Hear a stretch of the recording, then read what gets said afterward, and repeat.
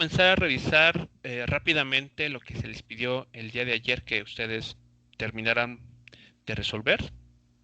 Estábamos viendo el caso de la inercia rotacional para una arandela o para una rondana. Calculamos esa inercia rotacional a través de un proceso de integración y bueno, ese proceso de integración nos dio como resultado que la inercia rotacional para una arandela es igual a la masa de esa arandela sobre 2 por la suma de los cuadrados de sus radios, interno y externo. ¿De acuerdo? Eso fue lo que se encontró la clase de ayer. Se les pidió entonces que ustedes checaran dos casos que se podrían obtener con esta misma ecuación. El primero de ellos consiste en tomar el radio interno tendiendo a cero. Cuando eso sucede, lo que estamos obteniendo será la inercia rotacional para un disco, ya no para una estructura con un hueco en su interior, sino una estructura completa, una superficie circular completa.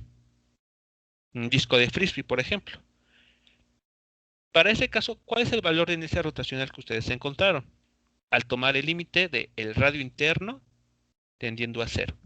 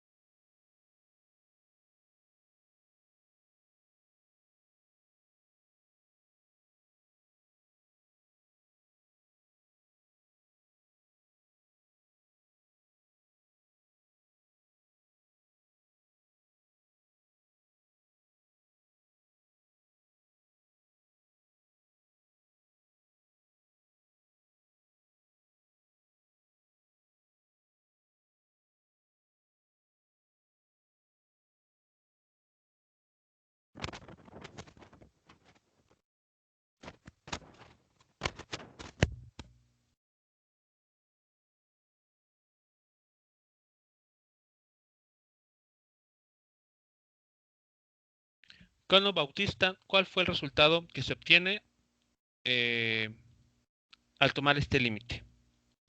En la ecuación que encontramos, cuando se hace que el radio interno tienda a cero, ¿cuál es el valor de la inercia rotacional que podríamos considerar que es la inercia rotacional para un disco?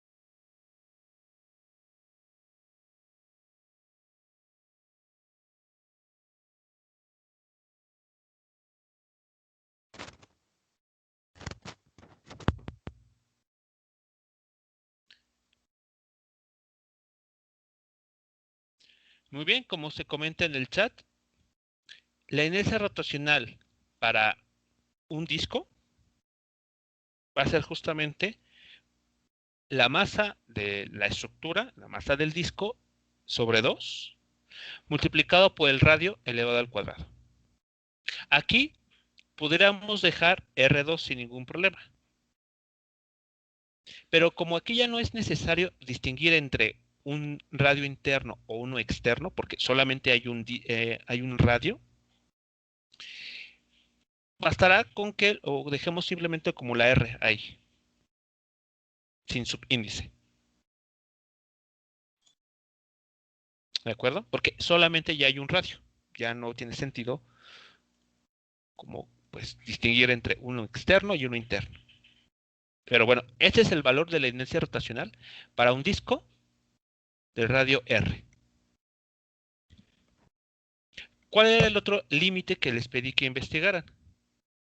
Que es aquel en el que la arandela se da lugar, vamos a ver, a ponerlo así, da lugar a un anillo. ¿Esto cómo se logra? Haciendo tender el radio interno lo más cercano posible al radio R2.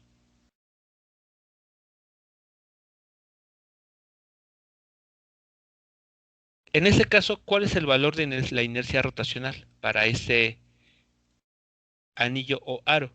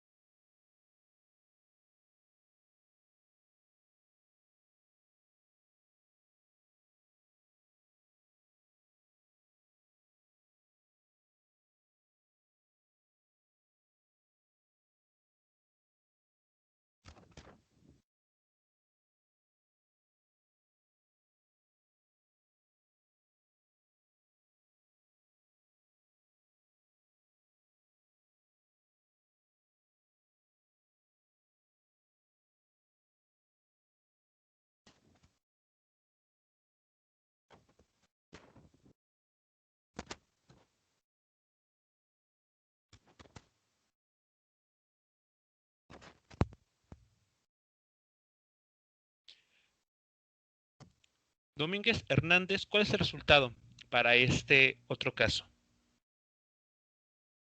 El radio interno tiende al valor del radio externo. Es decir, la arandela da lugar a lo que podemos llamar un anillo.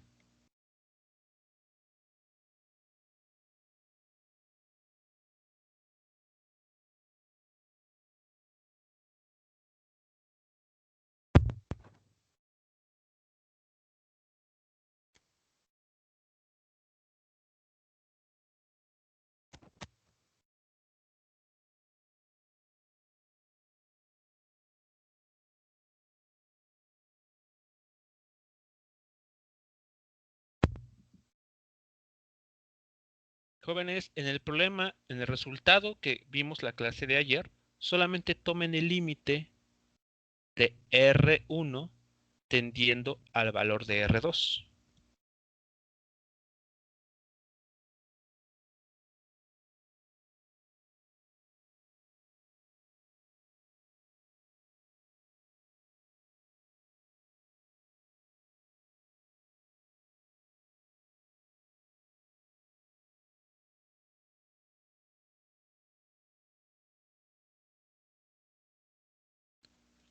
Justo en ese resultado.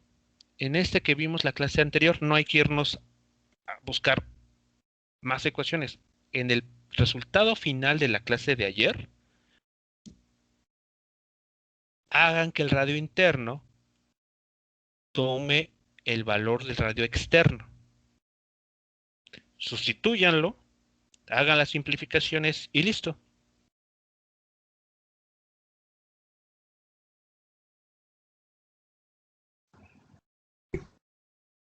Quedaría como masa por radio al cuadrado, profe. Exactamente, masa del aro en este caso por el radio al cuadrado.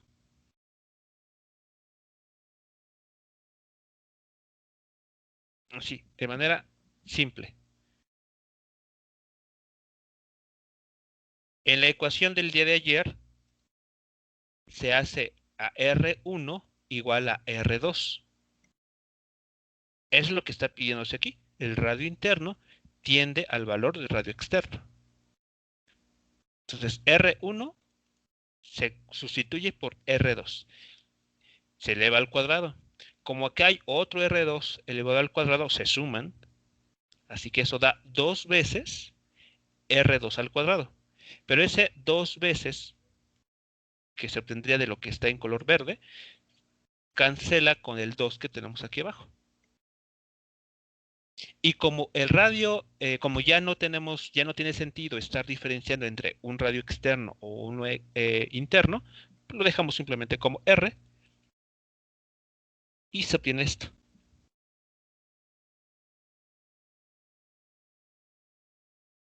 En eso consistía en lo que se quedó de tarea. Simplemente hacer la sustitución. Nada complicado. Ni siquiera tenían que hacer alguna integral o nada por el estilo. Preguntas o comentarios con estos 3 resultados que encontramos. Esto es para una arandela. Esta primera línea es para una arandela. O rondana. Este otro, caso 1, es la inercia rotacional para un disco. Es más, por ejemplo, hasta podrías considerarlo para una tortilla de harina. Una tortilla de harina es un disco, tiene forma circular, y su grosor es muy pequeño en comparación al radio que tiene, a su superficie. Así que prácticamente cumple esta característica, verse como un disco. Así que esta sería la inercia rotacional para esa tortilla de harina que se pusiera, que se comenzara a rotar alrededor de un eje que pasa justo por su punto central. Y esta última línea, este último resultado, corresponde a la inercia rotacional para un anillo o un aro. Por ejemplo, estos anillos de hula hula tendrían como inercia rotacional este valor. Cuando el eje de rotación pasa por el centro de ese aro.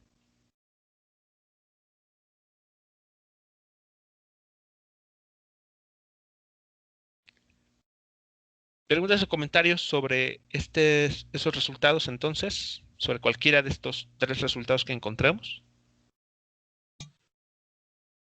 Parece que no, profesor. No, profe. Muy bien. Bueno, los 2 ejemplos que vimos, tanto para una varilla, junto con sus correspondientes 2 casos, y para la situación de una arandela, con sus correspondientes 2 casos, son solamente 2 ejemplos para que ustedes conozcan cómo se determina la inercia rotacional para distribuciones continuas de masa. Sin embargo, bueno, en la práctica, pues no vamos a estar haciendo siempre la parte de integración, sino que ya hay tablas que ustedes pueden consultar en internet o en la literatura, en los libros que tenemos en Classroom, por ejemplo, en los que ya vienen numeradas varias estructuras con sus correspondientes inercias rotacionales, así como el eje en el que se han construido estas inercias rotacionales. Por ejemplo, tenemos el caso de un aro delgado cuyo eje de rotación pasa a través de su centro, como se muestra en la figura. Y la inercia rotacional o momento de inercia tiene el valor de m por el cuadrado del radio, que es justamente el que tenemos aquí arriba. Exactamente el mismo, solo que pues nosotros ya sabemos de dónde viene este resultado. Otra situación consiste en ese mismo aro delgado, pero ahora vean que el eje de rotación ya no sigue pasando por su centro de masa, pero ahora a lo largo de su radio, de su diámetro. Vean la diferencia entre esta situación, inciso A, y la del inciso B. Bueno, cuando estamos en este otro caso, la inercia rotacional tiene este valor. Ya no lo vamos a deducir, simplemente lo vamos a estar utilizando. Si se presenta algún problema, vamos a tomar directamente este valor para el momento de inercia. ¿Qué tenemos aquí en el inciso C? Un cilindro sólido. El eje de rotación está pasando a través del centro del cilindro y el momento de inercia correspondiente tiene este valor. 1/2 de la masa del cilindro por el cuadrado de su radio. En el inciso D tenemos el caso de un cilindro hueco con dos radios interno y externo y el eje de rotación pasa justo por su centro. Y este es el valor de su momento de inercia. El inciso E, por ejemplo, tenemos una esfera uniforme.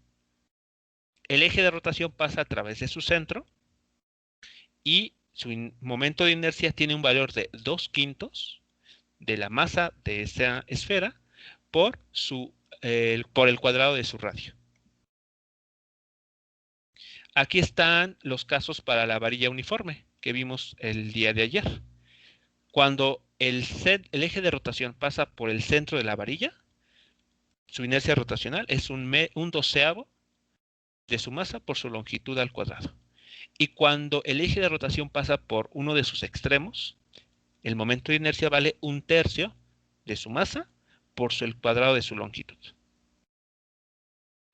Y así sucesivamente con otras estructuras. Algunas de ellas, por ejemplo, se repiten en esta otra tabla. Hay algunas nuevas, por ejemplo, el de esta placa rectangular o el de una esfera hueca. ¿De acuerdo? Así que ustedes pueden, como les menciono, googlear esto o pueden checar en los libros y van a encontrar estas tablas. Tablas en los que los momentos de inercia para ciertas estructuras, porque claro, no son todas, ya están reportadas. Dependiendo del problema, pues tenemos dos opciones. O bien, encontramos la inercia rotacional para la estructura en cuestión y eso implicará todo lo que hicimos, establecer la integral, resolverla, o bien recurrir a una tabla, verificar si lo que nos están pidiendo en el problema coincide con alguna de estas estructuras y entonces, sin más, ocupar la inercia rotacional correspondiente. ¿De acuerdo? Hablando, por ejemplo, del examen, no es necesario que ustedes se tengan que aprender alguna de estas tablas. De hecho, no es tal cual necesario. Esa no es la idea, que memoricen cosas, sino que sepan cómo aplicarlas. Así que, hablando del examen concretamente, ustedes pueden hacer uso de tablas, ya sea que las tomen de las notas o que consulten algún libro o ustedes construyan su propia tabla de inercias rotacionales. Así que en ese sentido no va a haber ningún inconveniente. Bien, pero ¿cómo utilizamos estas tablas? Porque aunque están ahí escritas ya varias inercias rotacionales, como vamos a ver a continuación, no se emplean así tan directamente. Claro, dependiendo del problema. Así que para aplicar las tablas de inercias rotacionales vamos a mencionar dos resultados que son muy importantes a la hora de calcular inercias rotacionales para sólidos rígidos. El primer resultado se conoce como teorema de ejes paralelos. El teorema de ejes paralelos, en palabras muy simples, dice lo siguiente. Supongamos que tenemos una estructura, como la que se muestra aquí, una especie como de suela de zapato, ¿de acuerdo? Y para esa estructura, nosotros ya conocemos la inercia rotacional alrededor de un eje que pasa por el centro de masa de la estructura, que vamos a llamar ICM. Esta línea en color blanco entonces representa a un eje de rotación que está pasando justo por el centro de masa de la estructura aquí en color azul. Si vamos a las tablas, muchas de las estructuras que aquí aparecen cumplen ese requisito. Son inercias rotacionales que se obtuvieron considerando un eje que pasa por el centro de masa de cada estructura.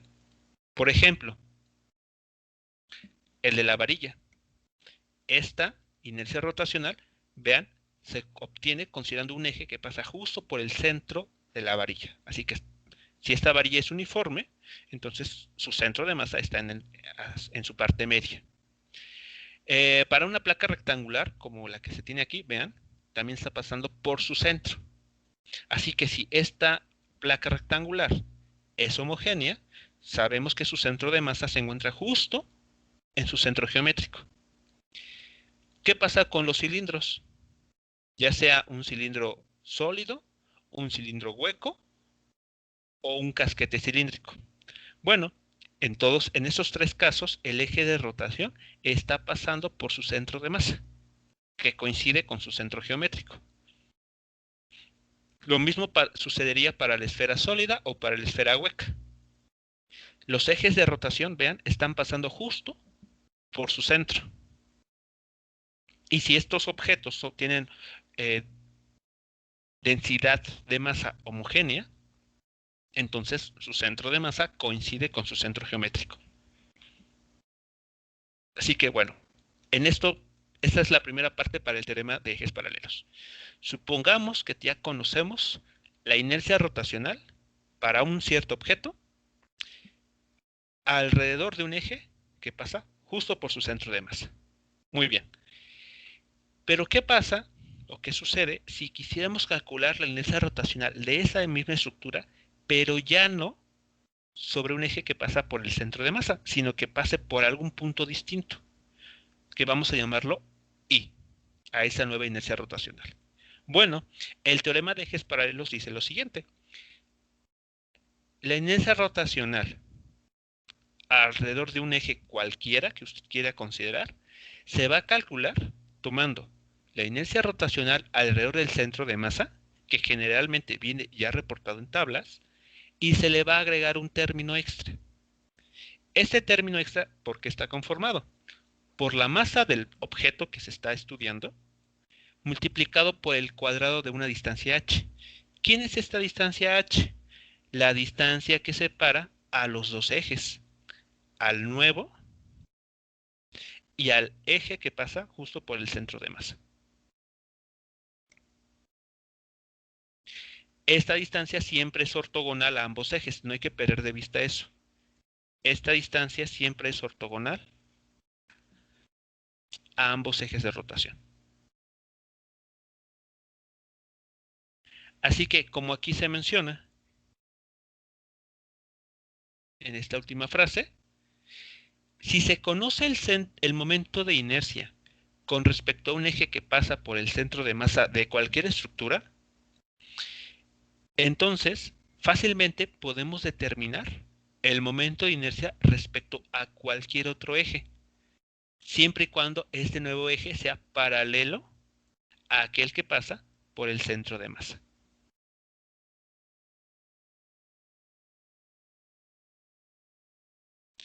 Eso es lo que está pasando con el teorema de ejes paralelos. Eso es lo que nos dice. Por ejemplo, vamos a la figura que tenemos aquí. Imaginen que para algún problema les piden la inercia rotacional para un cilindro sólido, pero el eje de rotación que se quiere es este en color rojo.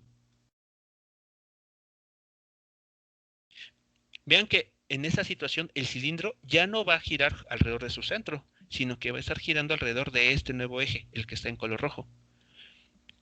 ¿Cómo determinamos la inercia rotacional para esta nueva configuración? Fácil.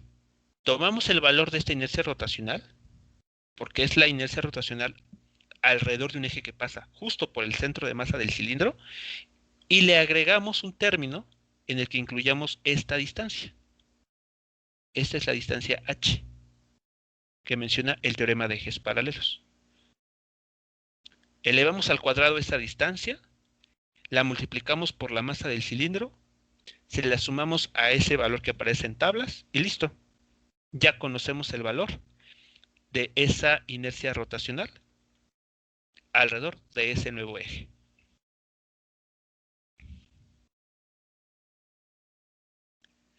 ¿Sí queda claro entonces lo que se está pidiendo aquí? ¿Cuál es la idea entonces?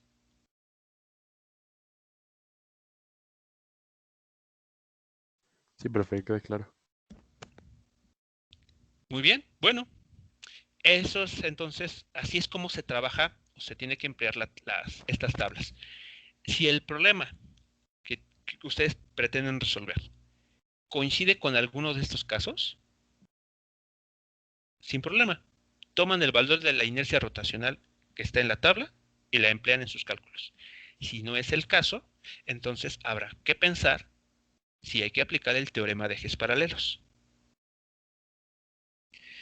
Bien, otro resultado importante se conoce como el teorema de los ejes perpendiculares.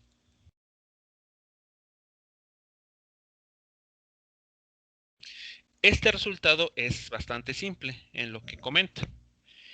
Bueno, para empezar, el teorema de ejes perpendiculares se aplica solamente a cuerpos bidimensionales, es decir, a objetos que tengan o que cubran una superficie.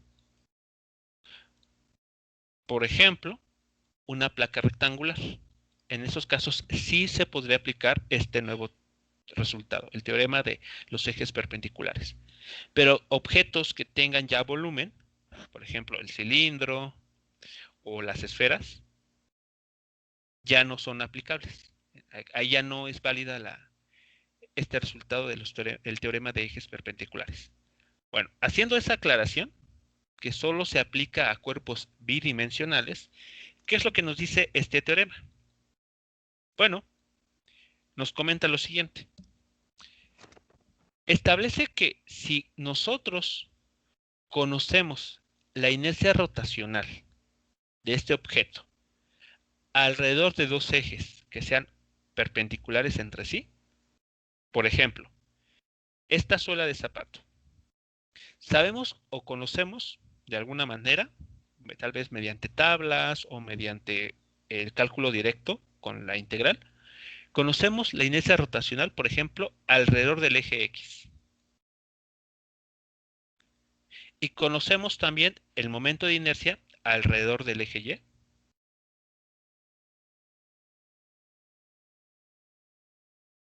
¿De acuerdo? Esos dos ejes sabemos que son perpendiculares entre sí. Bueno, si sumamos las inercias rotacionales que ocurre en el eje X más la inercia rotacional respecto al eje Y, entonces lo que vamos a tener como resultado es la inercia rotacional alrededor de un eje que es perpendicular a estos dos, es decir, el eje Z.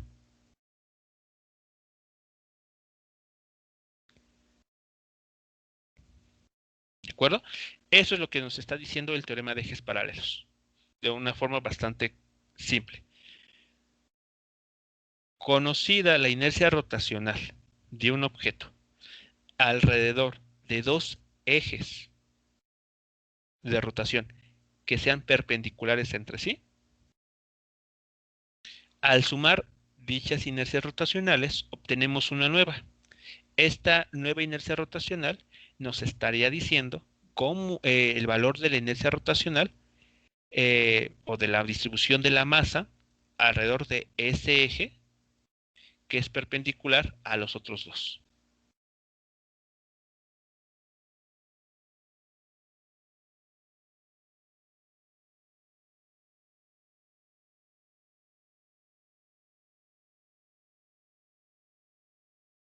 ¿De acuerdo? Así que eso dice en esencia este nuevo resultado. En los ejercicios que vamos a realizar a continuación, se aplica más o es más común utilizar el teorema de ejes paralelos. Así que bueno, aunque el teorema de ejes perpendiculares vamos a decirlo así, rara vez va a aparecer, bueno, es importante tenerlo en cuenta, tenerlo presente, por si una de esas raras veces se llega a presentar.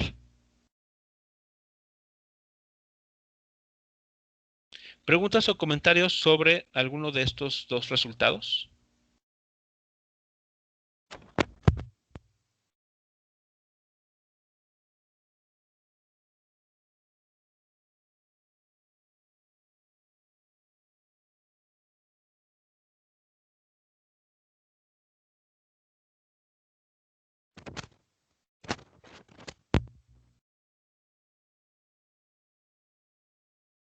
Creo que no, profe. Muy bien, pues vamos a pasar a resolver entonces el primer ejercicio. El primer ejercicio pide lo siguiente. Determine el momento de inercia de una puerta de 19 kilogramos que tiene 2.5 metros de altura y 1 metro de ancho, que está articulada a lo largo de un lado. Ignore el espesor de la puerta. Nos pide determinar el momento de inercia de una estructura o de una distribución continua de masa que tiene 19 kilogramos de valor de materia. Es un rectángulo, básicamente eso es una puerta, consiste en un rectángulo, cuyo lado más largo mide 2.5 metros y el lado más corto tan solo 1 metro. Y está articulada a lo largo de un lado. Es decir, ya nos están dando aquí la información de cómo va a estar el eje de rotación.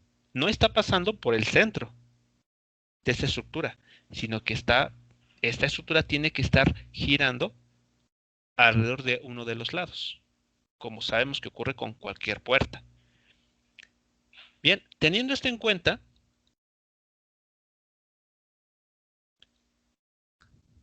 ¿qué dato de la tabla podremos utilizar para conocer la inercia rotacional de esa puerta?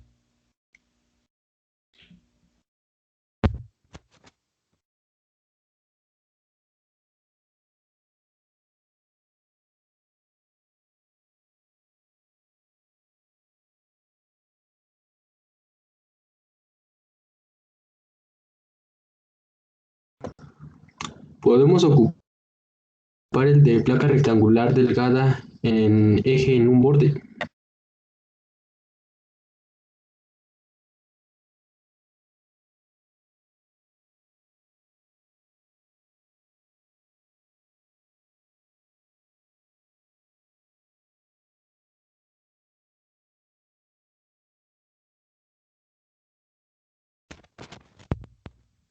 Sería esa entonces, ¿no? A la figura de esta, de la lista de la derecha.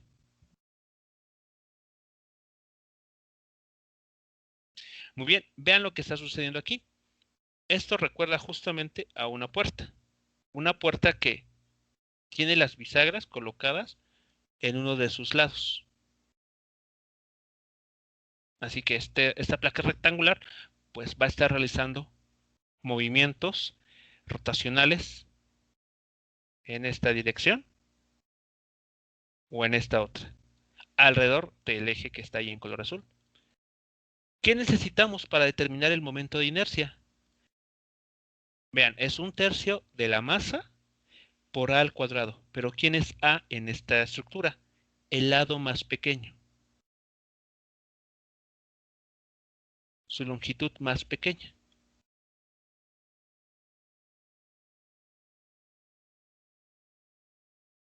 Así que, pues bueno, ya que hemos identificado qué inercia rotacional vamos a emplear, pues pasa con hacer ahora los cálculos.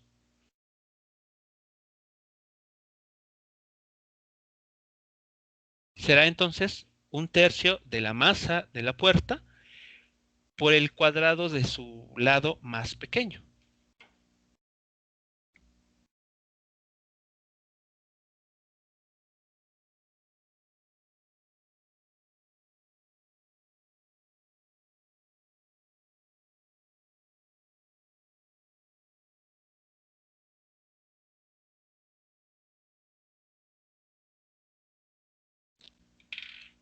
¿Cuál sería el valor entonces para la inercia rotacional de esta puerta con las características que nos está proporcionando el problema?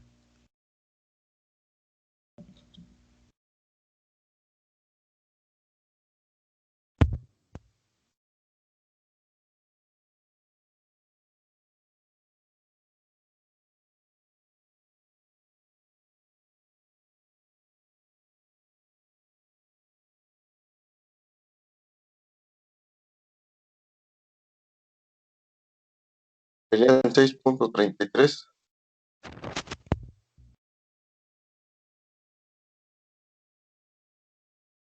Muy bien, una inercia rotacional de 6.33 kilogramos por metro cuadrado.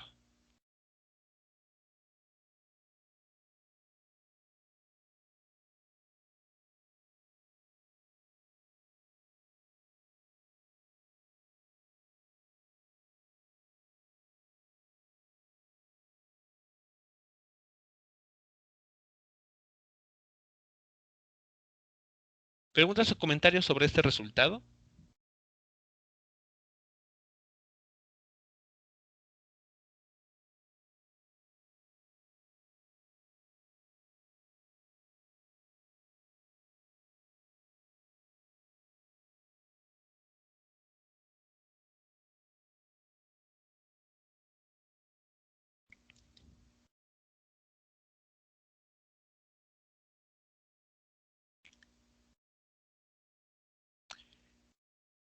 Bien, así que este sería el momento de inercia para esta puerta. ¿Cuánto daría el momento de inercia si en lugar de hacer que esta estructura, esta placa rectangular, girara, como sabemos, sobre el lado más largo, sino que girara con un eje que pase o que sea paralelo a su lado más pequeño?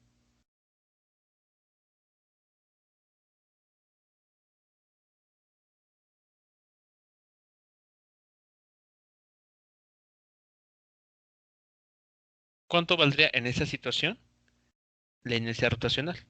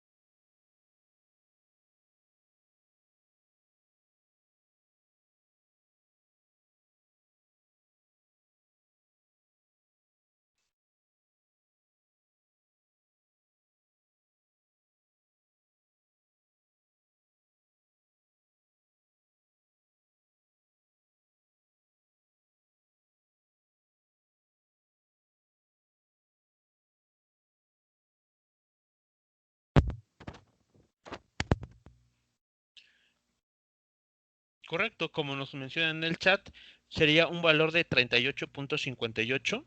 Aunque en el chat no nos están dando las unidades, supongo que se refiere a kilogramos por metro cuadrado. Así que, ¿qué es lo que está sucediendo? Como pueden notar, si cambiamos la orientación de cómo gira esta placa rectangular, estamos modificando el valor de la inercia rotacional. Y si ustedes recuerdan, el valor de la inercia rotacional es una medida de la resistencia que opone cierta estructura a ser rotada. Así que es más fácil poner a rotar a una puerta cuyo lado más pequeño, como vemos aquí en la figura, cuyo lado más pequeño sea ortogonal al eje de rotación, en comparación a si esa misma placa rectangular o la puerta en sí se hace rotar alrededor de un eje que pasa por el lado o que sea paralelo al lado más pequeño. Si consideramos este eje de color rojo, costaría más trabajo poner a rotar esta puerta alrededor de ese eje.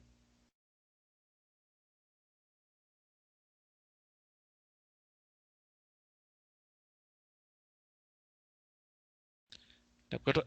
Eso es lo que nos está diciendo, recuerden ustedes, la inercia rotacional. Es una medida de cuánta resistencia opone un objeto a ser rotado alrededor de algún eje concreto.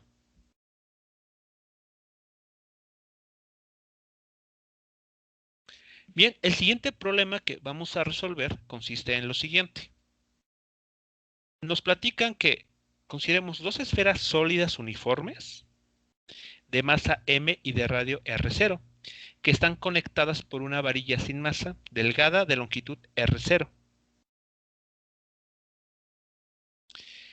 De tal manera que sus centros están a una distancia de 3 veces r0. En unos minutos más les voy a poner la figura que está representando este problema.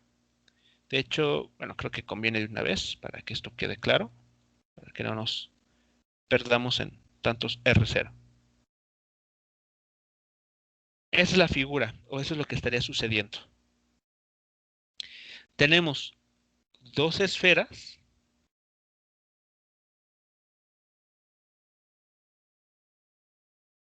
que están conectadas con la ayuda de un alambre o una varilla en este caso. El problema nos dice que esta varilla tiene masa despreciable. Así que realmente la masa que nos va a interesar considerar en los cálculos es aquella que está almacenada en cada una de estas esferas sólidas.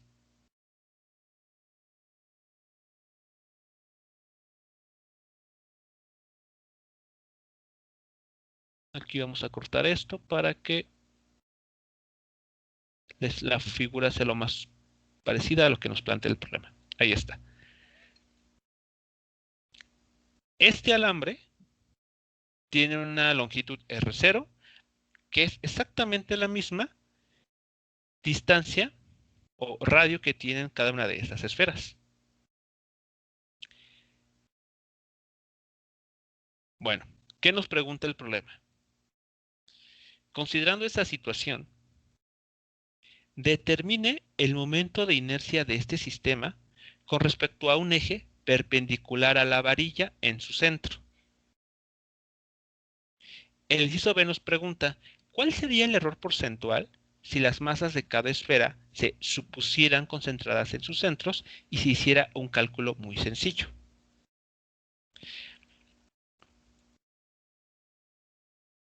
Es decir, para el inciso A nos están diciendo lo siguiente. Para esta estructura, considere el eje de rotación, como es el que está aquí en color verde, y determine la inercia rotacional alrededor de este eje de rotación. En el inciso B comentan lo siguiente. Supongamos que estas esferas no son tales, no son cuerpos sólidos con forma esférica, sino que son simples partículas puntuales. ¿Cuál es el error que se comete al hacer esa suposición. Nótese la diferencia. En el inciso A nos están diciendo, considera a los objetos que van a estar rotando como objetos sólidos con un cierto volumen y con una cierta forma, concretamente una forma esférica. Y el inciso B nos pide lo siguiente: analiza la misma situación de dos objetos que están rotando, pero considera que en lugar de ser cuerpos sólidos, son simplemente partículas puntuales. Debemos determinar cuál es el error que estaríamos cometiendo al trabajar uno u otro modelo. Las esferas como lo que son, cuerpos rígidos, o suponiendo que las esferas son partículas puntuales. Bien, vamos a trabajar entonces el primer inciso, el inciso A. Para el inciso A, bueno, pues la figura es justamente la que tenemos aquí. ¿Cómo vamos a determinar el momento de inercia para esta estructura? Bueno, primera idea. La inercia rotacional total de toda esta estructura se calcula sumando la inercia rotacional de las esferas. ¿De acuerdo? Así que cuando tengamos una estructura cada vez más compleja y nos pidan determinar la inercia rotacional, esa inercia rotacional total se calcula sumando las inercias rotacionales de cada uno de los objetos que conformen a esta estructura más compleja. ¿De acuerdo? En este caso, solamente tenemos dos elementos a tomar en cuenta, que son esas dos esferas. Así que la inercia rotacional va a ser la suma de la inercia rotacional de esta esfera más la inercia rotacional de esta otra esfera.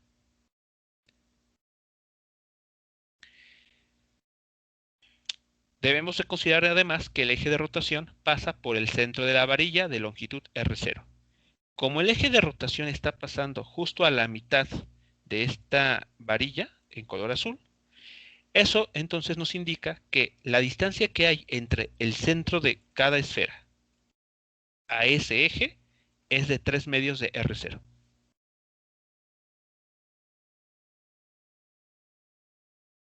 Por geometría simple, no hay que quebrarnos mucho la cabeza. Es evidente que la distancia que hay entre el eje de rotación en color verde, alrededor del cual va a estar girando esa estructura, y el centro de cada una de las esferas, ahí mostradas, tiene un valor de 3 medios de R0. ¿Hasta aquí alguna pregunta o comentario sobre la información que se está planteando en la figura?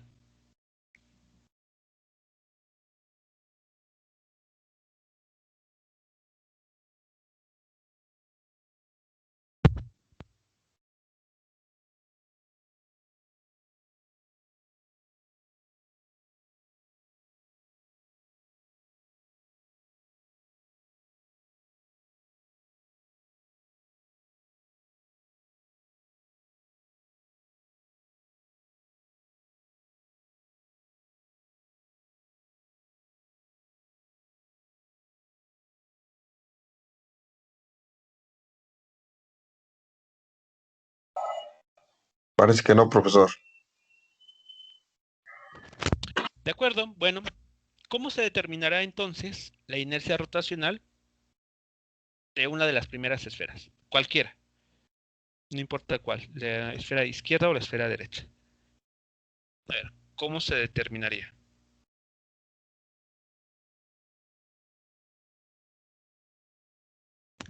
Si vamos y consultamos las tablas, son esferas sólidas, cada una de ellas son esferas sólidas. Así que estaríamos considerando aplicar esta ecuación. Inercia rotacional igual a 2/5 de la masa de la esfera por su radio elevado al cuadrado. Pero para el caso que estamos aquí queriendo analizar,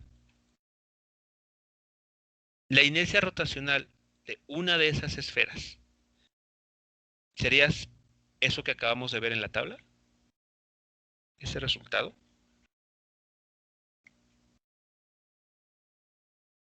Dos quintos de la masa de la esfera por el cuadrado de su radio.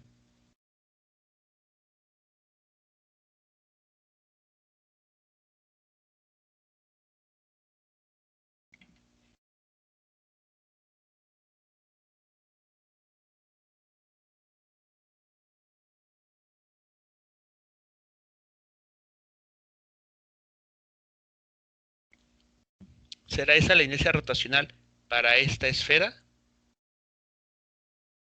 que va a ser rotada alrededor de este eje de rotación en color verde?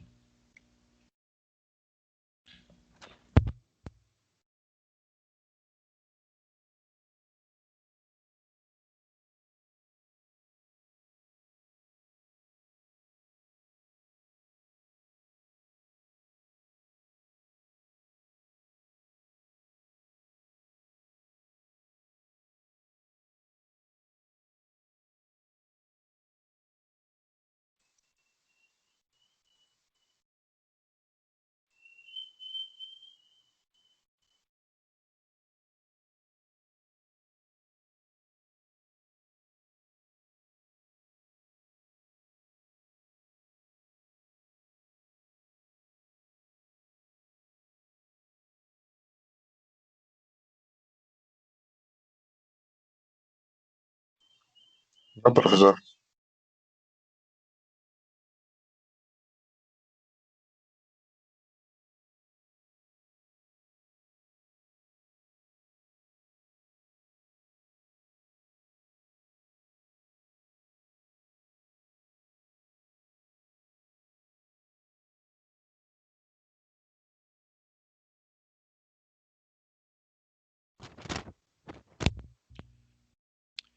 Me pareció escuchar que no, pero ¿y cuál será la razón de que no sea así? De que ese resultado que vimos en la tabla de 2 quintos de la masa por el cuadrado del radio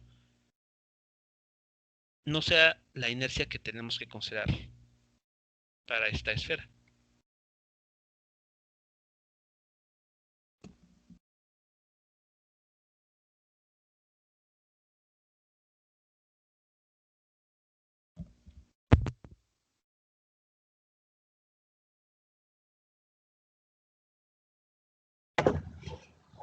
Al resultado de 2 quintos de la masa por el radio al cuadrado de la esfera se le tenía que sumar la distancia, ¿no? Del eje rotacional, ahí la línea verde, al centro de la esfera, al cuadrado, ¿no? Ok, muy bien. Es decir, se tiene que aplicar el teorema de ejes paralelos. ¿Esa es la idea entonces? Sí, profe. Así es. Ese valor que se muestra en la tabla,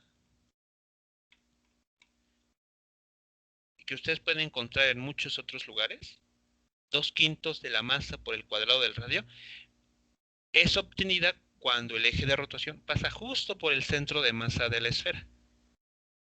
Cosa que en este problema no está sucediendo. El eje de rotación es esta línea en color verde y no está pasando por el centro de masa de la esfera. Así que, como bien mencionan, se tiene que aplicar el teorema de ejes paralelos.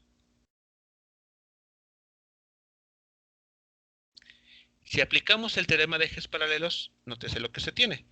La inercia rotacional alrededor de este eje en color verde es igual a ese valor que ya vimos en tablas, la inercia rotacional alrededor de un eje que pasa por el centro de masa, más un término extra.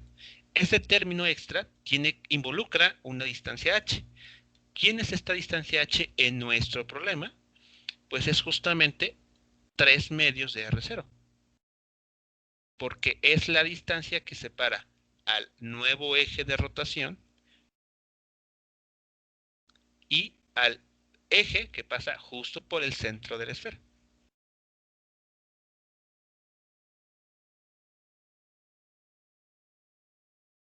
Ahí está, el valor de esta h es 3 medios de R0.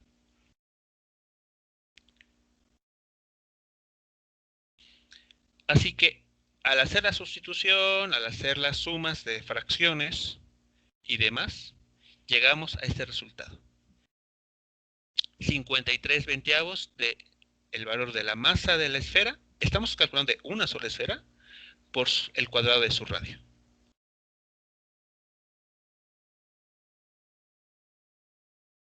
¿Sí quedó claro cómo se está utilizando entonces el teorema de ejes paralelos aquí?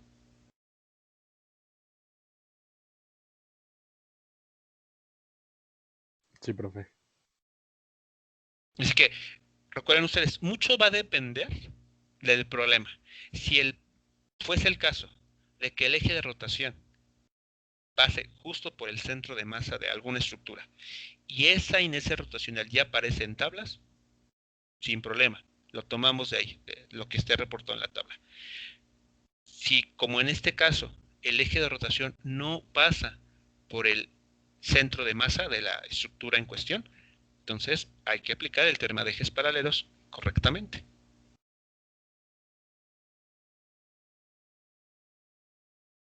Bien, pues esta será la inercia rotacional, repito, de una de las esferas. Pero como ambas esferas son exactamente iguales, tienen el mismo radio y tienen la misma masa, entonces la inercia rotacional ya completa es simplemente 2 veces la inercia rotacional que hemos calculado.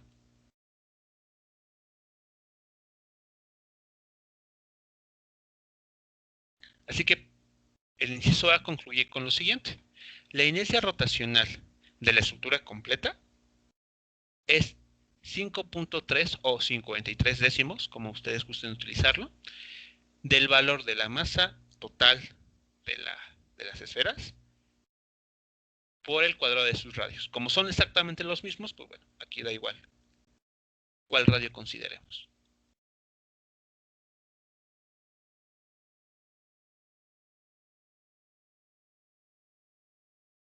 ¿Hasta aquí? ¿Alguna pregunta o comentario sobre el resultado final?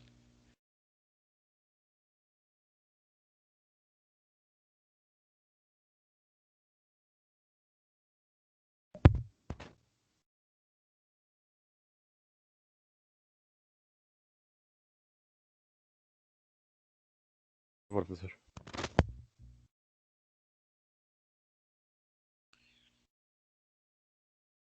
Bien, pues con esto estaríamos acabando el inciso A. Esta es la inercia rotacional para esta estructura, considerando que la estructura está conformada por dos esferas uniformes, dos esferas que tienen cada una su correspondiente volumen. El inciso B pide que consideremos a cada una de estas esferas como si se trataran de partículas puntuales. Ya no objetos con un volumen, simplemente como partículas sin dimensión. Punto simplemente. Cuyas masas se concentran en sus respectivos centros. Entonces, ¿cómo determinamos la inercia rotacional para esa nueva situación? En la que, repito, en lugar de ver a las esferas así como tenemos ahí mostradas, se está pidiendo que las pensemos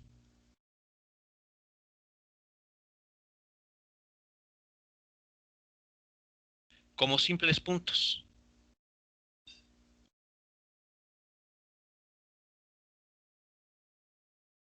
Bueno, perdón, en sus centros dice, así que en sus centros será aquí.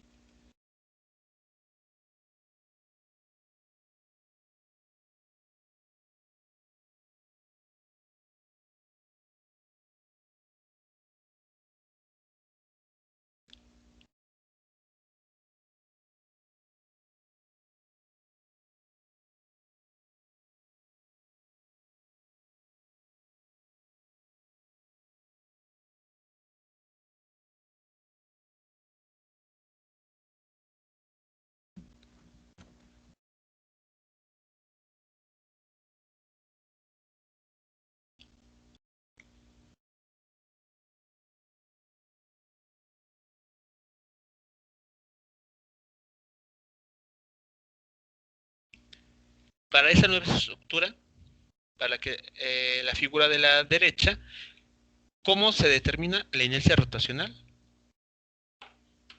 para estas partículas puntuales?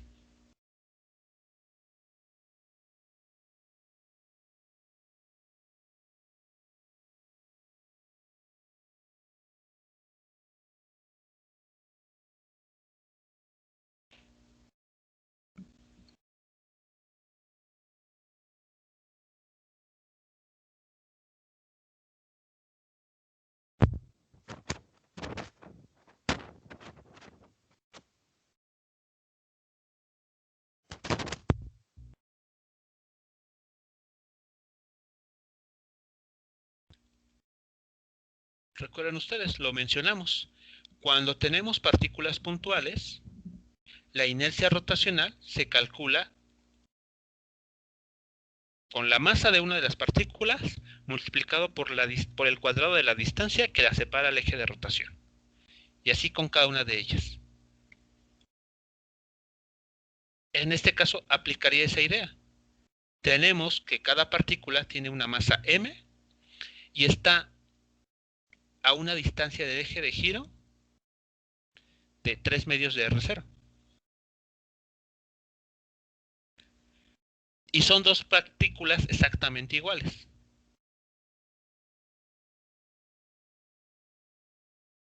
Así que, ¿cuánto vale la inercia rotacional total?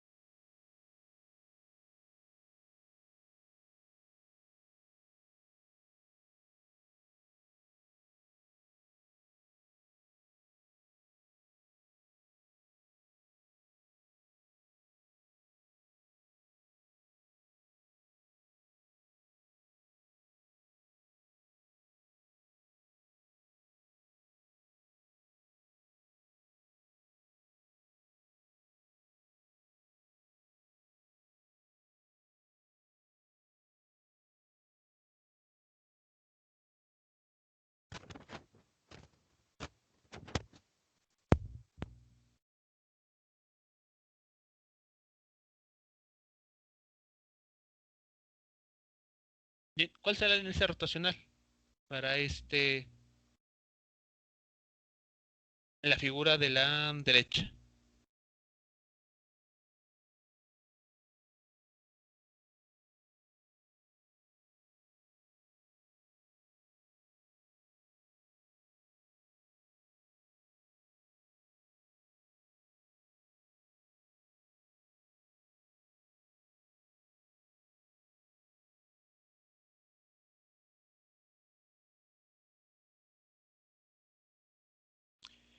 Bien, el resultado que les pido que ustedes muestren, que hagan los cálculos correspondientes, es el que tenemos aquí en la pantalla. La inercia rotacional, considerando que estas esferas se pueden pensar como partículas puntuales, tiene un valor de 9 medios de la masa de cada partícula puntual por la distancia que las está separando del eje de rotación. Aquí está, este R0 está relacionado con esta distancia. El error porcentual, por lo tanto, se va a determinar de la siguiente manera.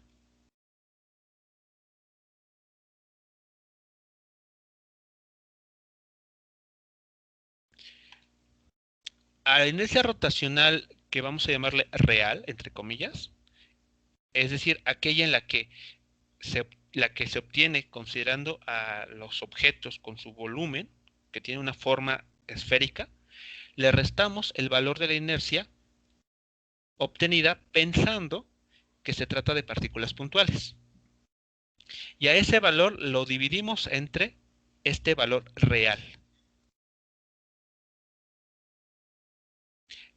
A esa operación la multiplicamos por el 100% y lo que vamos a obtener como resultado es justamente lo que se conoce como el error porcentual. ¿Qué información vamos a encontrar al obtener este error porcentual? Bueno, nos estará diciendo en porcentaje, claro, cuánto nos estamos equivocando al tratar un problema en el que las estructuras tienen un volumen, al tratarlo como si fuese un problema con partículas puntuales.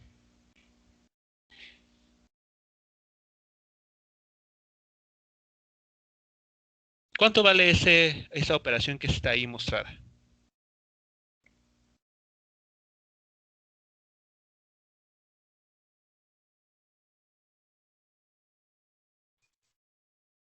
$15.09.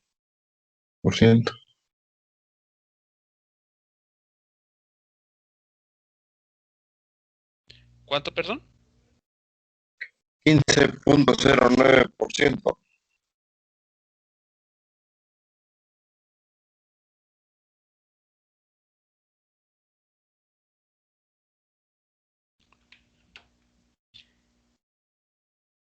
$15.09%. A ver, vamos a ver aquí.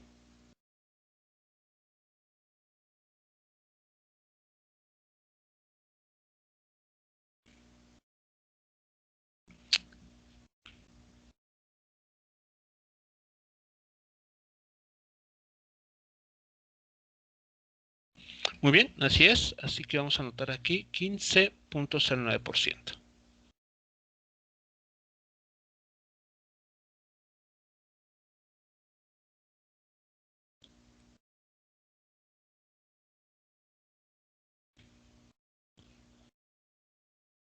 Redondeando, vamos a concluir que se está cometiendo un error del 15% a la hora de asumir que esas estructuras son partículas puntuales. ¿De acuerdo? Eso es lo que estaríamos concluyendo con este último resultado. Cuando ustedes hacen alguna medición, por ejemplo, miden la longitud de una mesa, saben que hay ciertos errores que se pueden cometer. Unos errores son del instrumento tienen que ver con el instrumento de medición, otros errores son llamados de paralaje, que son básicamente errores en la medida. A veces el instrumento que uno utiliza no está bien calibrado, no está bien elaborado, y eso pues nos puede arrojar un error en la medición. Algo similar está sucediendo aquí, o ese es el mensaje que queremos dar. Tenemos dos modelos. Vean, estamos analizando una situación pensada de dos formas diferentes. La primera, estamos asumiendo que la estructura ya es un poco más compleja y en la que los objetos ya tienen una forma definida. Tienen forma de esferas, son superficies esféricas. El otro modelo que es más simple, que digamos de alguna manera es el que veníamos utilizando desde el inicio del curso, tratábamos a los objetos como partículas puntuales. ¿De acuerdo? Entonces, lo que estamos aquí concluyendo es cuánto nos estamos equivocando a la hora de hacer esa aproximación. En este caso, nos estamos equivocando un 15%. Estamos cometiendo un error del 15% cuando consideramos a las esferas como partículas puntuales. Como ven, no es un error pequeño, no es un porcentaje pequeño. Por eso la idea durante esta última parte del curso es que tratemos de visualizar los objetos ya como entes con una forma definida y ya no como partículas puntuales, porque al hacerlo estamos perdiendo mucha información.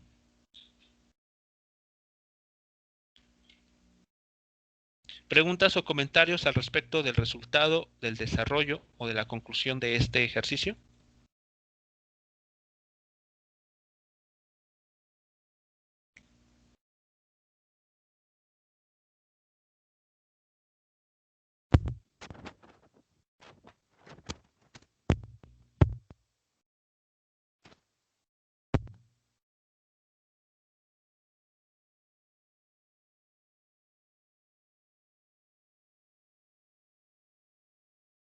Creo que no, profesor.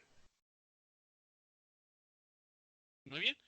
Bueno, vamos a resolver el último ejercicio del día, que es muy parecido al que se acaba de hacer hace unos instantes, porque nos piden cosas similares.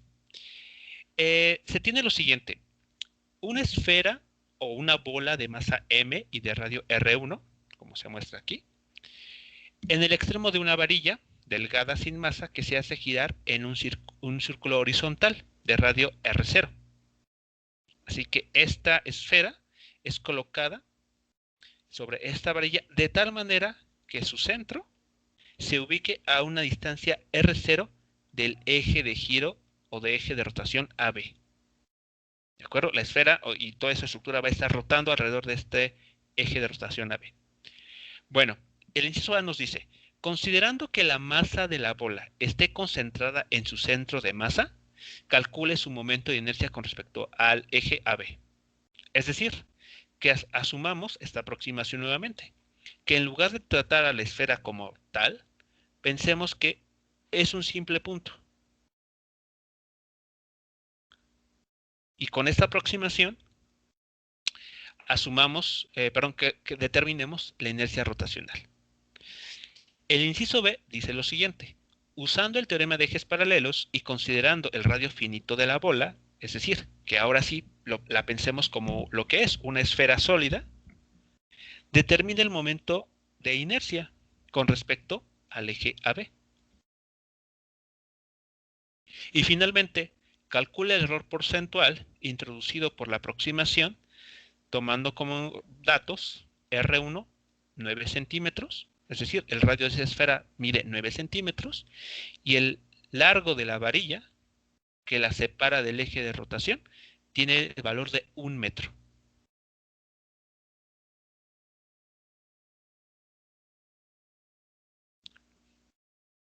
¿Queda claro lo que nos está pidiendo el problema en cada inciso?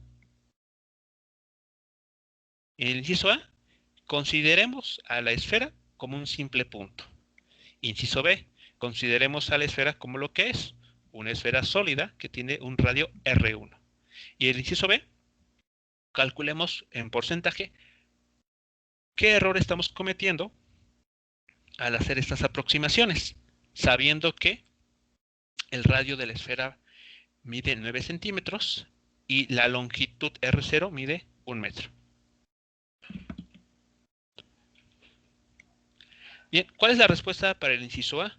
¿Cuál es el valor de la inercia rotacional para esta estructura pensando que se trata de un punto?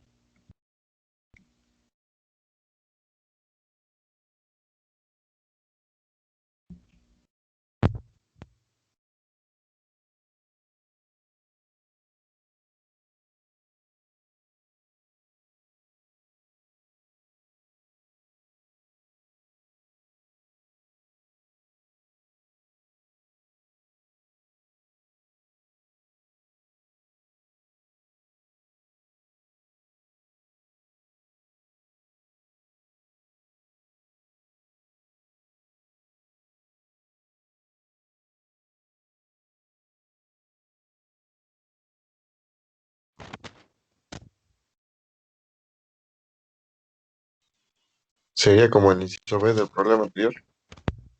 ¿Cuál es la respuesta entonces?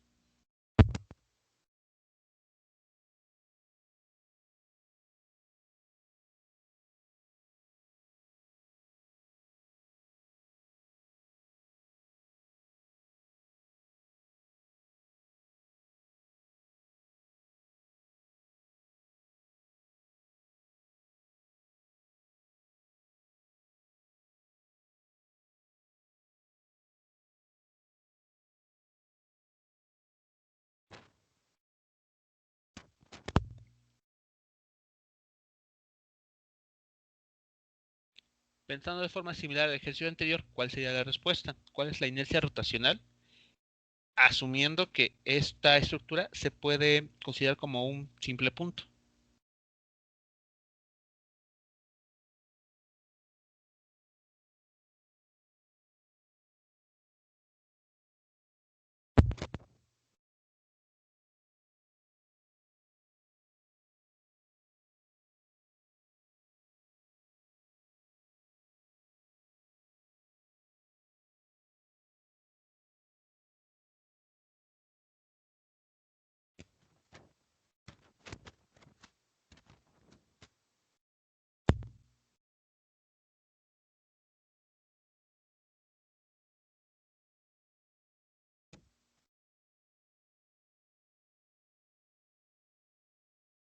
Bien, el resultado es la inercia rotacional será simplemente la masa de ese punto multiplicado por la distancia R0 que la separa del eje de rotación.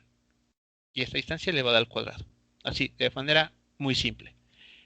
Considerando el radio finito de la bola, ¿cuál será el valor de su inercia rotacional?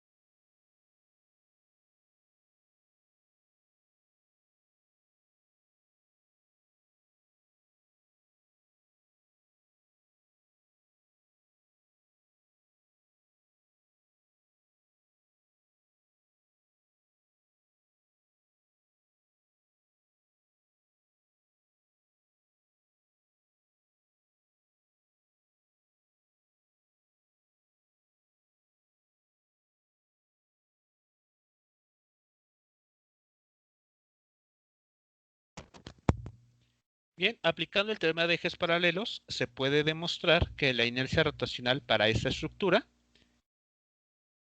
tiene esta forma.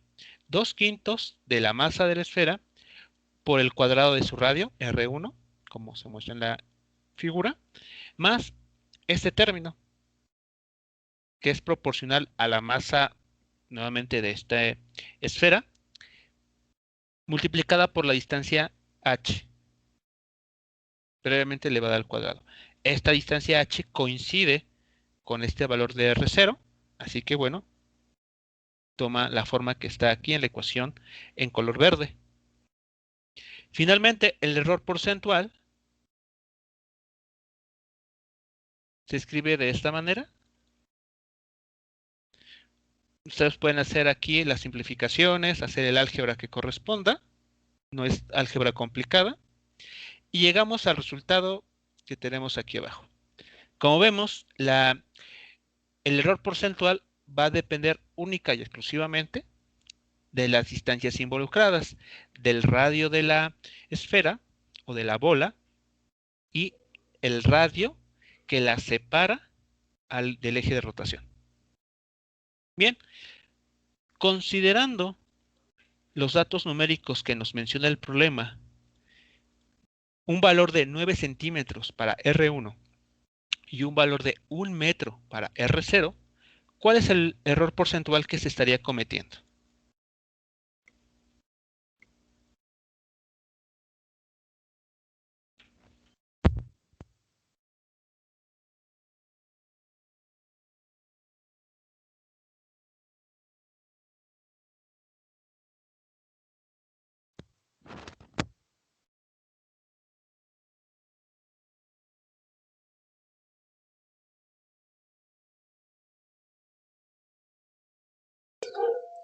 ¿Puede poner otra vez los datos, por favor?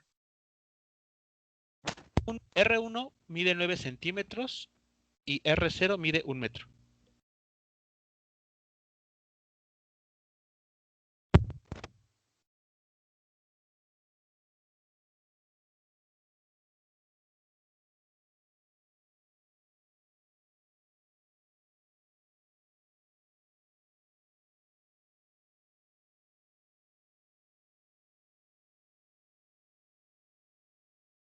$21.12.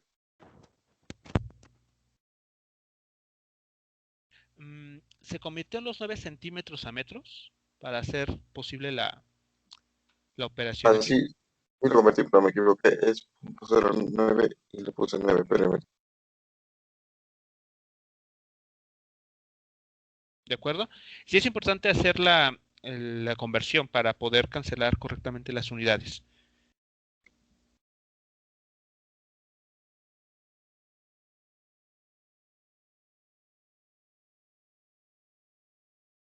Así me da 0.78.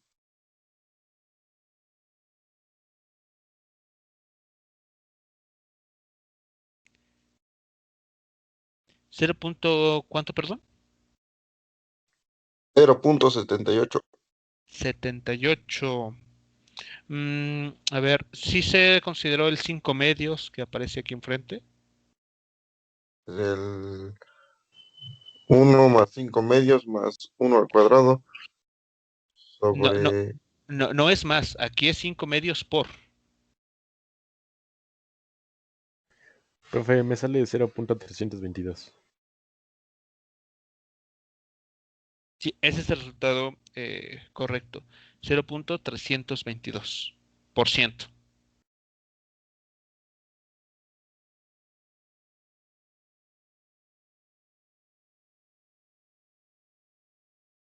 Nótese entonces el resultado aquí. Ni siquiera se está llegando al 1% de error. ¿Por qué está sucediendo esto? Porque en este problema el error nos da muy por debajo del 1% y mientras que en el anterior nos daba por arriba, de hecho bastante por arriba del 1%. Bueno, todo está en las dimensiones de los problemas. Por ejemplo, vean aquí lo que nos están planteando. Es una vara horizontal de longitud 1 metro. Y la bola tiene un radio de 9 centímetros. Comparen esto, una varilla de 1 metro con una caniquita de 9 centímetros de radio. Para las distancias la distancia de 1 metro, esa caniquita se puede pensar como ya una partícula puntual. ¿De acuerdo? Así que da casi igual si la consideramos como lo que es una esfera sólida o la consideramos como una partícula puntual. Como pueden notar aquí con el resultado, el error que se comete es pequeño, 0.32%. Pero ¿qué pasa en el problema anterior? En el problema anterior, las dimensiones de la varilla comparadas con las dimensiones de los radios de las esferas son muy parecidas. Y en este caso es más notorio que si se toma el modelo de partículas puntuales, sí se observa un cambio sustancial en el valor de la inercia rotacional. Así que en este caso, en el primer problema, no nos favorece nada el tratar a las esferas como partículas puntuales. Estamos cometiendo un gran error al hacer eso. En porcentaje se traduce en un 15%. En el problema siguiente, por las dimensiones de esta esfera que se está colocando en el extremo de la varilla, prácticamente es como considerarla ya una partícula puntual. ¿Qué pasa si por el contrario esta esfera no tiene un radio de 9 centímetros, sino que ya se hace crecer de tal manera que sea comparable a la varilla horizontal? Por poner un ejemplo, en el mismo cálculo que se hizo, en lugar de tener R igual a 9 centímetros, pongan R1 igual a 50 centímetros. ¿Qué error les arroja?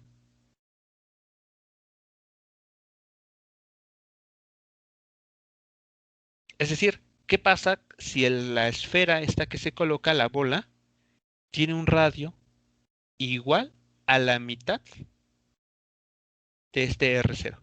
Sale 2.93%, profe. ¿Cuánto, perdón? ¿Sí sale eso? A ver. 2.93%.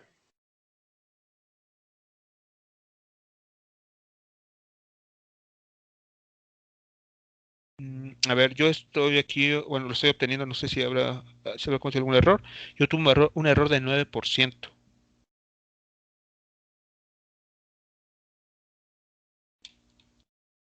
Aquí hay que sustituir el valor de 50 centímetros, es decir, 0.5, ¿no?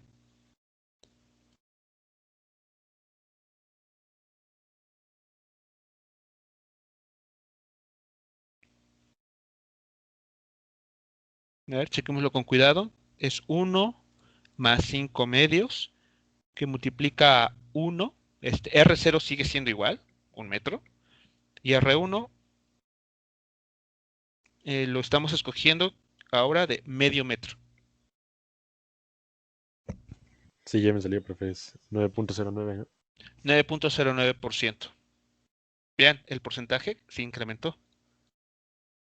Porque ahora, en esa circunstancia nueva, el radio de la esfera ya no es tan pequeño en comparación a la longitud de la varilla, sino ya son muy parecidos.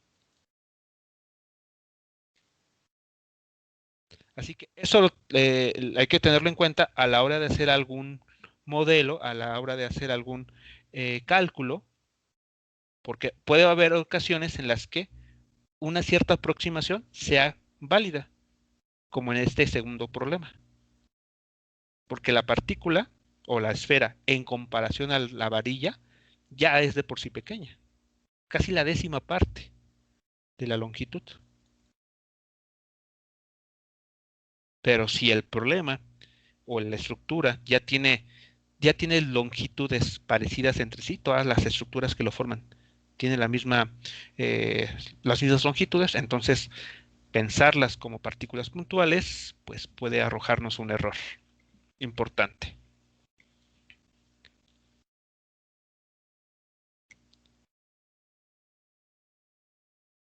Bien, preguntas o comentarios al respecto de este último ejercicio. No, profe.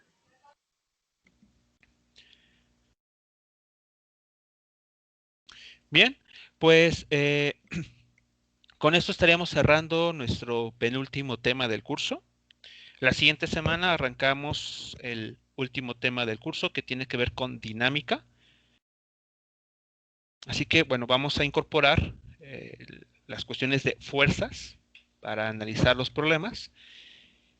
Y las fuerzas, pues ahora van a ser los agentes que van a estar causando las rotaciones. Y vamos a ver de qué manera tiene que ocurrir esto. Bien, jóvenes, pues si no hay alguna pregunta o comentario sobre lo que se vio este día, damos por terminada nuestra sesión del día de hoy, así como de la semana, y nos estaremos escuchando nuevamente el día lunes. Gracias, profe. Hasta luego. Hasta luego, excelente día. Hasta luego, profe. Luego. Hasta luego, profesor. Hasta luego, buen día. Hasta luego, profe. Hasta luego.